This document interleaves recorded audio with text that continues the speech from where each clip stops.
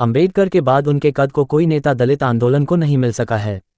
बाबा साहेब अंबेडकर ने अपने विचार और काम दोनों ही स्तर पर दलित समाज को जो दिया है, वैसा योगदान किसी और का नहीं है। महात्मा ज्योतिबा फूले सवर्णों में से कहलाते थे। हालांकि ऐसे भी लोग थे जो उन्हें सवर्ण नहीं मानते थे। उन्होंने सामाजिक समता के लिए अपने घर के पानी का हौद सबके लिए खोल दिया। दलित बच्चों और लड़कियों के लिए स्कूल खोले। पेरियार का काम भी दलित चेतना को जगाने का ही था, पर उनका तरीका थोड़ा आक्रामक था। अंबेडकर का इन दोनों लोगों से कुछ अलग दृष्टिकोण था। वो चाहते थे कि भारत की संस्कृति को नुकसान भी न पहुंचे और दलितों को जो अधिकार मिलने चाहिए वे उन्हें हासिल हों, देश समाज में उनका सम्मान बढ़े। वो चाहते थे कि समाज में दलितों का स्तर ऊंचा उठे और उन्हें बराबरी का दर्जा हासिल हो। उच्च वर्ग उन्हें अपने बराबर रखकर देखे। उन्होंने सबसे पहले बहिष्कृत हितकारिणी सभा की स्थापना की और उसके माध्यम से सबको संगठित करने की कोशिश की। दलित समुदाय को समझाने की कोशिश की कि तुम गुलामों बनकर रह रहे हो और इसका कारण तुम्हारी अस्पृश्यता है। उन्होंने उनके दिमाग में यह बात भर दी कि जब तक तुम इसके दंश से नहीं उबरोगे तुम गुलाम ही बने रहोगे। उनकी आवाज़ को प्रचारित करने के लिए उन्होंने मूक नायक, समता, जनता और बहिष्कृत भारत जैसे पत्र भी निकाले।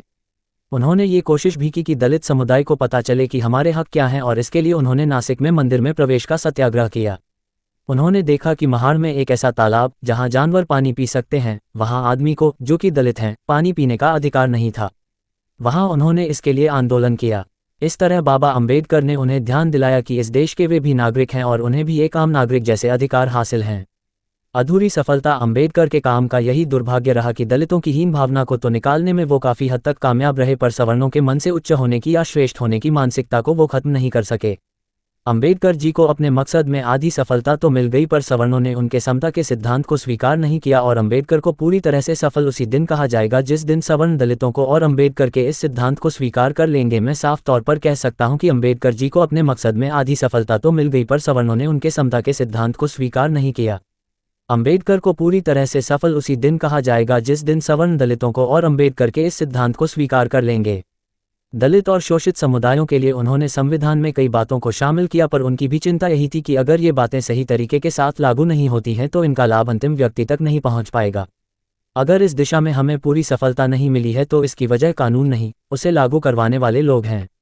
दरअसल वो समझते थे कि भारत के लोग धार्मिक और संवेदनशील हैं, इसलिए उनकी पूरी कोशिश रही कि लोगों पर चीज़ों को ज़बरदस्ती न थोपा जाए, बल्कि लोग इसे स्वयं स्वीकार कर लें।